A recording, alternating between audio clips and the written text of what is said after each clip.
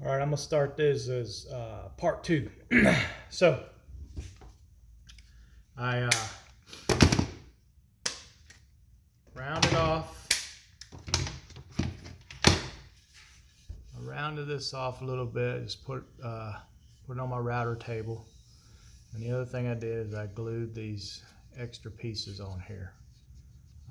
So just to give it a little wider stock. So if you watch any videos on building cigar box guitars, they'll tell you there's no rules, and there are no rules, but you probably ought to think about what you want to do next in all of your steps, because one step's going to affect the other. So for instance, rounding this over, if I glue these on, I use my router table, I wouldn't be able to get this flat on my router table, and obviously wouldn't be able to go all the way to the edge. So I always round this off and then glue these up. So here's the neck fixed up. The other thing that I've done is I got the box glued up, or sort of glued up. So all of these, sometimes, especially a box that closes like this, they have these, there's no latch. So they put these extra pieces in here and they come right out. So I've glued those in. I glued some pieces down to the corners. So when after I secure the neck in here, I will actually, this will give me something to screw the lid down to, right there and there. The other thing is this box is just about 1.5 inches. So with these two pieces glued together, it's 1.5 inches. So you minus the bottom of this. So this on this particular type of box,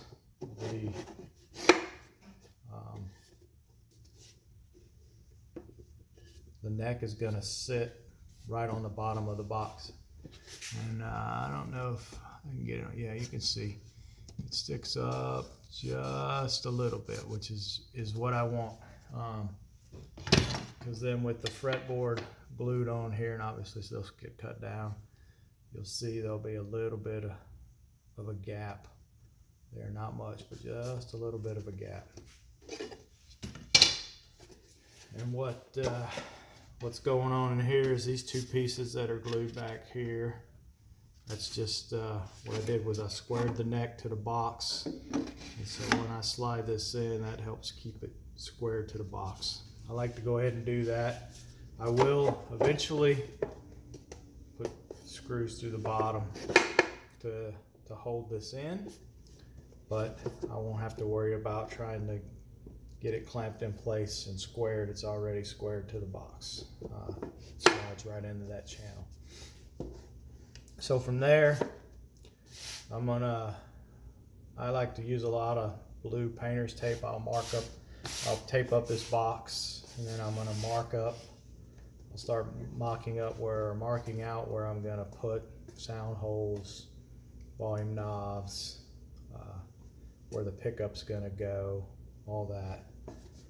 Also, it's time for me to cut the fret slots into this piece of wood here and get it glued down to the neck. Time to cut the frets, fret slots. So a couple things just to point out. I use these templates. You can buy them from CB Giddy. But it does have up top here, it's got the space for a nut, and I use the 0 thread. So I don't want to cut right in the middle, so I'll cut right on that line, the bottom line there. Secondly, you can do this however you want, but I just tape this to the back, and then that's the side that's going to be exposed. And I have this saw that's got a line on the other side that I line it up with, and so I can just look down from above and basically line it up and then run it across. So there's several ways you can cut frets. There's a fret saw, you know, kind of a miter box setup where you can manually do it. You can get one of those. You just need something that's 0.023 inches thick. That's the thickness to hold the tang for the frets. First time I ever did these, and I wasn't sure I was going to build any more, so I wasn't going to buy anything. I searched around and found one of my scroll saw blades was about that thickness, so I turned the blade around backwards and kind of pulled the fretboard into it. But it's kind of hard to control the depth. I did a lot of cuts to do that. So this is a little mite you get from Harbor Freight, and I had to go on a search to get this jeweler's blade that's 0.023 inches thick that fits on here. And this tray will raise and lower, but it's very cheap, so when you raise it up, the table is going to rock back and forth. So instead I just kind of put spacers under here and got it to the height I wanted. It's also got a stop block on the back of it. So works pretty good for me. Took a little while to get it dialed in. There's the stop block in action. So that's kind of what I use. Also, you can see it's very small, so I built a base, and I built this so I could slide this in and out of the base if I needed to do something with it, but it just makes it a little more sturdy. And then I just got it clamped to the edge of my bench. So anyway, I'm gonna turn this around, start cutting some frets.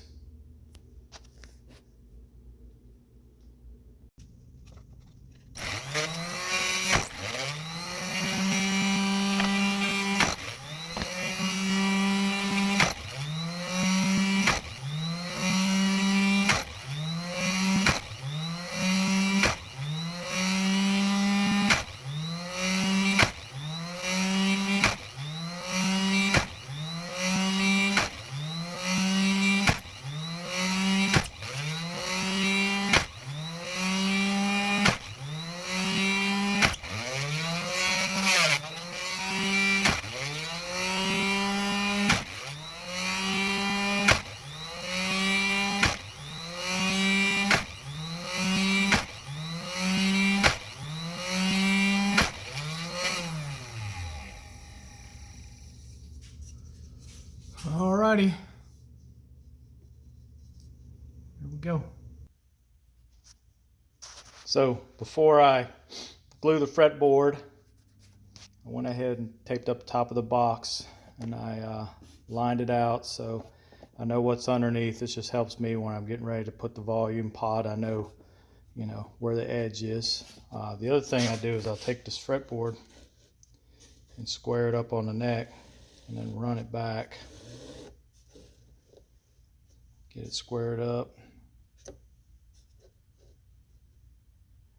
and draw the lines on the sides of it. So that gives me an idea of where the neck is underneath the lid. And that helps me center up the bridge. It also helps center up the pickup whenever I'm laying that down. And, you know, obviously, whenever I'm putting sound holes or anything, I know, you know, roughly where the neck is, or supposedly where the neck is. So now that I've done all that, now I'm actually going to glue up the fretboard and start laying out the box. Did I just say glue up the fretboard? So there's, again, no rules in doing cigar box guitars, but you do kind of have to follow a process, and you know, one thing is going to affect the other. So I've made this mistake once, and I don't want to make it again. What I need to do is I need to cut this down, because right now this is 3/4 of an inch thick, and I need to cut it down to about 5/8 thickness so that it'll receive the tuners. So you know, something like that. Focus. There you go. So it's just a little bit, But the way I do it, and again, I know there's probably other ways to do this, but the way I do that is I do it on my table saw. I use that sled that you seen earlier. I kind of, let this part rest and then trim it down. If I put the fretboard on there, it's going to make it wonky. Then I got to put something underneath here to take up that space. And it's very hard to control. I tried it once and screwed it up. So I'm going to cut this down first, and then I will glue up the fretboard. And so since I'm talking, and I know somebody's going to ask because you're going to see me do the same thing. Yes, I have a dado blade, but I don't like swapping the blades out. And the slot on my sled is just the very thickness of the blade that's currently on there. So it makes it very easy for me to line things up. When I'm trying to make a cut, I can line it up with that slot and make that cut very easily and accurately. And obviously if I put a stacked dado blade or something on there that's wider, yes, it would make cutting it down go much quicker, and it would probably be a smoother cut on the surface. But the price is, it's going to mess up my sled, mess up the marks on my sled. So that's why I am not, or do not use a dado blade. So, all right. So now it's time to go cut this down, and then I will glue up the fretboard.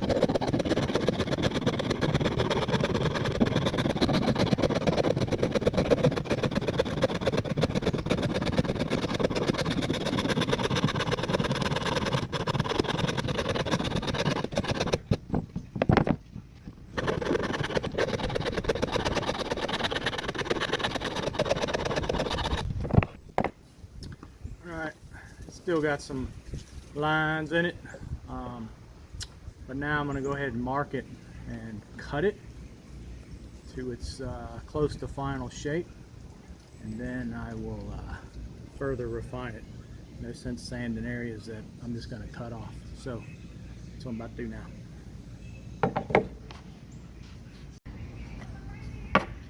So you can get these from CB Giddy or even Amazon from CB Giddy. Or you can draw your own if you're artistic enough or creative enough. I have attempted it, not very good at it, so I just grabbed these templates, and I like this particular style for this one, so that's what I'm about to do. So just mark that out, cut out.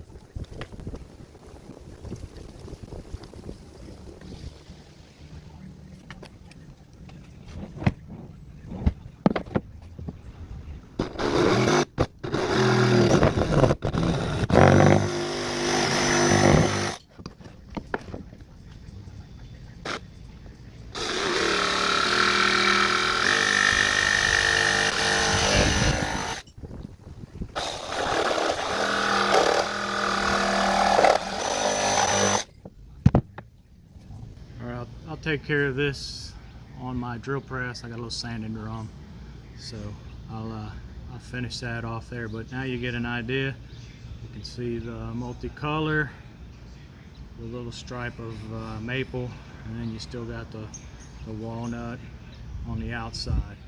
So earlier I took that one long section. It was all one long section. I glued these pieces together, and then I cut them to length. So that's what gets glued on here. And if I was doing the neck opposite, and this was a maple neck with maybe a walnut accent, then obviously I would just turn it around. So there you go.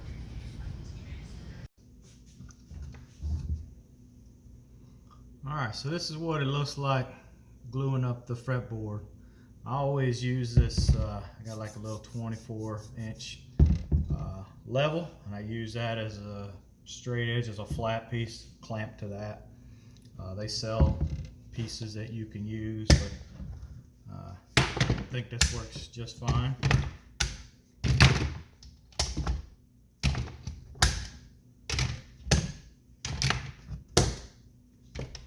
Boom. So there's that.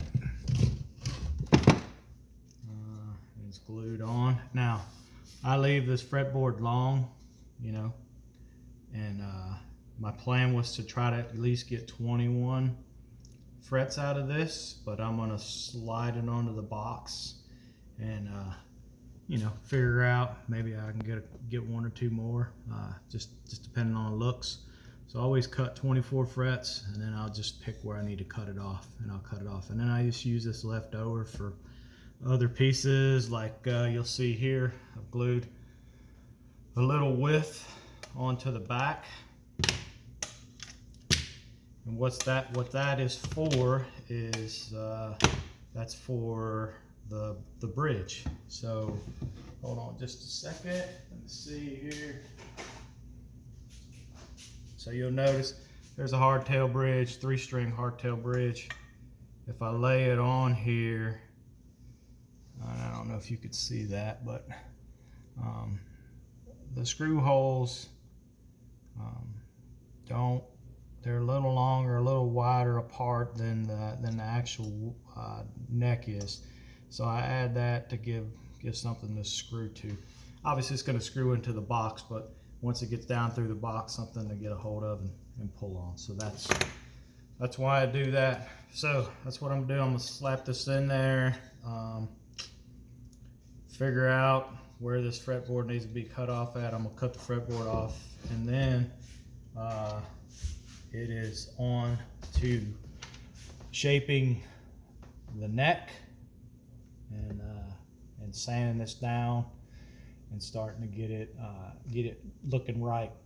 So I always start out, you know, like I told you before, I rounded this off on my router table. That saves me a little work, but now I will, you can see up in here, I got a little piece hung over right here, so I'll get a little rasp, and I'll get my shin too, and then I'll start, you know, I'll get rid of this line here. I want this more rounded over so it fits your hand, makes it a little easier to play. So that's the next step. It's a little bit of a lengthy process because I'll go at it for a couple days, you know, not the whole time, but here and there till I get it sanded where I think it's right, and then it'll be time to actually start to put frets on there. So, all right, there you go.